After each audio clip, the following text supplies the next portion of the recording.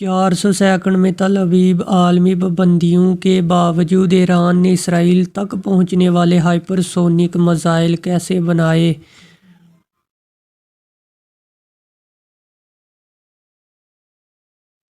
اسرائیلی فوج کا کہنا ہے کہ اس نے انٹیلیجنس کی بنیاد پر فضائی حملے کیے جن کے دوران اسرائیلی طیاروں نے میزائل بنانے والی ایرانی تنصیبات کو نشانہ بنایا ہے۔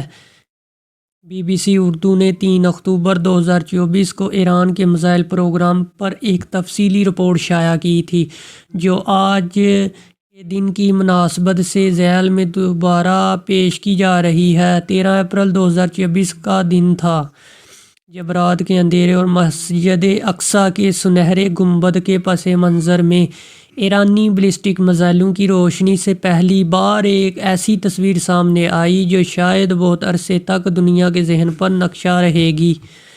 ایران کا وہ میزائل اور ڈرون حملہ اسرائیل کے مشہور دفاعی نظام سے کافی حد تک بچنے میں کامیاب رہا، جسے آئرن ڈوم یعنی ایندھنی ڈھال کہا جاتا ہے۔ ایران سے داغے گئے بیلسٹک میزائل اور ڈرون ایک اسرائیلی فضائی اڈے سمیت ملک کے مختلف مقامات پر جا گرے۔ لگ بھگ 6 ماہ بعد 1 اکتوبر 2024 کی رات اس حملے کو ایک بار پھر دہرایا گیا، اور اس بار پہلے کے مقابلے میں ایرانی انقلاب نے زیادہ بڑی تعداد میں میزائل داغے اور پہلے سے زیادہ اسرائیلی اہداف کو نشانہ بنایا گیا۔ پابندیوں کے باوجود ایرانی میزائل پروگرام کی ترقی کا سفر۔ امریکی ادارے پیس انسٹی ٹیوٹ کے مطابق مشرق وسطی میں ایران کے پاس سب سے بڑا اور متنوع بیلسٹک میزائلوں کا ذخیرہ موجود ہے۔ ساتھ ہی ساتھ ایران خطے کا واحد ملک ہے جس کے پاس جوہری ہتھیار تو نہیں، لیکن اس کے بیلسٹک میزائل 2000 کلومیٹر کے فاصلے تک پہنچ سکتے ہیں۔ بیلسٹک ٹیکنالوجی تو دوسری عالمی جنگ کے وقت بن چکی تھی، تاہم دنیا میں صرف چند ہی ممالک کے پاس یہ صلاحیت ہے وہ خود اس ٹیکنالوجی کی مدد سے بیلسٹک میزائل بنا سکیں۔ ایران نے گزشتہ 2 دہائیوں کے دوران شدید نوعیت کے بین الاقوامی پابندیوں کے باوجود یہ ٹیکنالوجی حاصل بھی کی اور بیلسٹک میزائل تیار بھی کیے۔ ایرانی رہبر اعلیٰ خامنئی نے حال ہی میں ایک خطاب میں کہا تھا کہ جس عسکری اور میزائل پروگرام سے مغرب پریشان ہے وہ سب پابندیوں کے دوران بنا۔ سن 2006 میں اقوام متحدہ کی سیکیورٹی کونسل نے ایک برقرار منظور کی جو برقرار کے طور پر ایک قرارداد منظور کی جس کے تحت کسی بھی قسم کی جوہری ٹیکنالوجی یا مواد کی ایران کو فروخت پر پابندی عائد کر دی گئی۔ اس میں ایسا سامان بھی شامل تھا جسے کسی اور مقصد کے ساتھ ساتھ عسکری مقاصد کے لیے بھی استعمال کیا جا سکتا ہے۔ بیلسٹک میزائل جوہری وار ہیڈ یعنی جوہری ہتھیار لے جانے کی صلاحیت رکھتے ہیں، اور مغربی ممالک کے مطابق کیونکہ ایران نے بیلسٹک ٹیکنالوجی حاصل کر لی ہے، اس لیے وہ جوہری توانائی کے حصول اور جوہری ہتھیار بنانے کے لیے ضروری سطح تک یورینیم کو افزودہ کرنے کی کوشش ترک نہیں کرے گا۔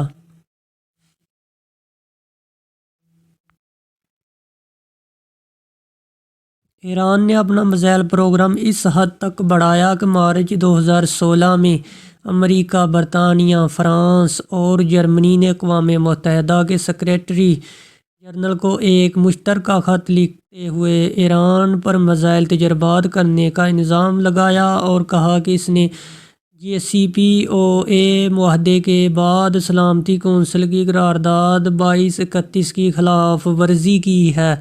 2020 میں امریکہ کے سابق صدر ڈونلڈ ٹرمپ نے اس معاہدے سے دستبرداری کا فیصلہ کیا۔ امریکہ کی اس معاہدے سے دستبرداری کی ایک وجہ ایران کے میزائل پروگرام کے خطرے سے نپٹنے اور اس پروگرام کا معائنہ اور تصدیق کرنے کے لیے درکار طریقہ کار کی کمی تھی۔ ایران اس وقت 50 سے زیادہ قسم کے راکٹ، بیلسٹک اور کروز میزائلوں کے ساتھ ساتھ عسکری ڈرونز تیار کرتا ہے، جن میں سے کچھ روس اور یوکرین کی جنگ جیسے عالمی تنازعات میں استعمال بھی ہوئے ہیں۔ اور 0 point reverse engineering. Iran Iraq جنگ کے دوران ایران کے توپ خانے کی مار کرنے کی حد 35 کلومیٹر تھی، جبکہ عراقی فوج کے پاس 300 کلومیٹر تک مار کرنے والے بھی بیلسٹک میزائل تھے جو ایران کے اندر مختلف شہروں کو نشانہ بنایا تھا۔ جب عراقی فوج کے میزائل حملوں کی بنیاد پر برتری حاصل کی تو ایران نے بھی میزائل استعمال کرنے کا سوچا۔ اس وقت اسلامی جمہوریہ ایران کے رہبر روح اللہ نے عراق کے میزائل حملوں کا مقابلہ کرنے کی اجازت دی۔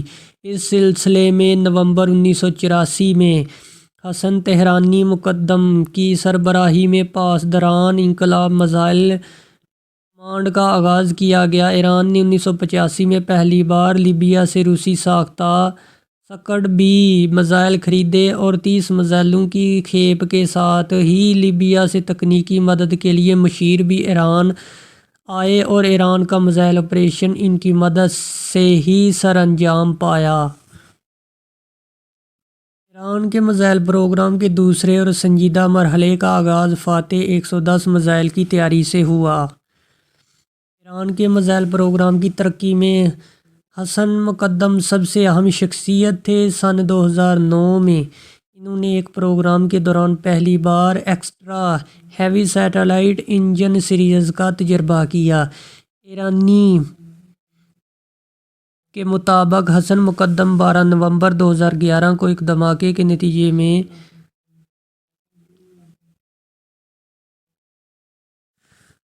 گرچہ ایران ہمیشہ اپنے میزائلوں کی نمائش کرتا ہے، انہیں فوجی ہتھیاروں کی تیاری کے میدان میں ایک اہم کامیابی کے طور پر پیش کرتا ہے، تاہم اس کے میزائل پروگرام اور میزائل اڈوں کی ترقی اور ان پر ہونے والی پیش رفت خفیہ ہی رہی ہے۔ پاسداران انقلاب کا دعویٰ ہے کہ ان کے پاس سنگلاخ پہاڑوں میں سرنگوں کی شکل میں خصوصی انجینئرنگ اور کے ساتھ بنائے گئے کئی میزائل اڈے ہیں۔ سن 2014 میں پہلی بار IRG سے فضائیہ کے کمانڈر امیر علی حاجی زادہ نے ایسے میزائل اڈوں کے بارے میں بات کی تھی جو ایران مختلف صوبوں میں زمین سے 500 میٹر نیچے تک کی گہرائی میں بنائے گئے ہیں۔ ان زیر زمین میزائل اڈوں کی تعمیر کب ہوئی، اس بارے میں باثوق معلومات دستیاب نہیں۔ زیر زمین میزائل اڈوں کی مختلف تصاویر شائع کی ہیں جنہیں وہ میزائل سٹی کہتے ہیں۔ ان میزائل اڈوں کا صحیح مقام معلوم نہیں اور نہ ہی سرکاری طور پر اس کے بارے میں کوئی اطلاعات فراہم کی جاتی ہے۔ ان خفیہ زیر زمین اڈوں کی شائع ہونے والی تصاویر کے مطابق ان میں سے جو دیگر اڈوں سے بڑے معلوم ہوتے ہیں، پاسداران انقلاب کے ساتھ سب سے اہم میزائل ڈرون ہتھیار رکھے گئے ہیں اور کے ساتھ ہی میزائلوں کی تیاری اور انہیں داغنے کی جگہ لانچرز ہیں۔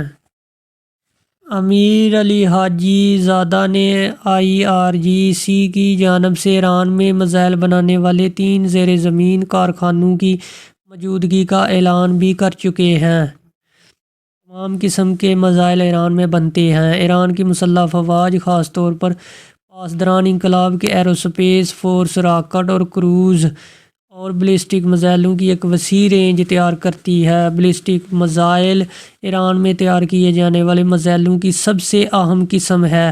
بیلسٹک میزائل اونچائی پر اور ایک اوس میں پرواز کرتا ہے۔ اس کی فائرنگ کے 3 مرحلے ہوتے ہیں۔ دوسرے مرحلے میں اس کی رفتار تقریباً 24,000 کلومیٹر فی گھنٹے تک ہو جاتی ہے۔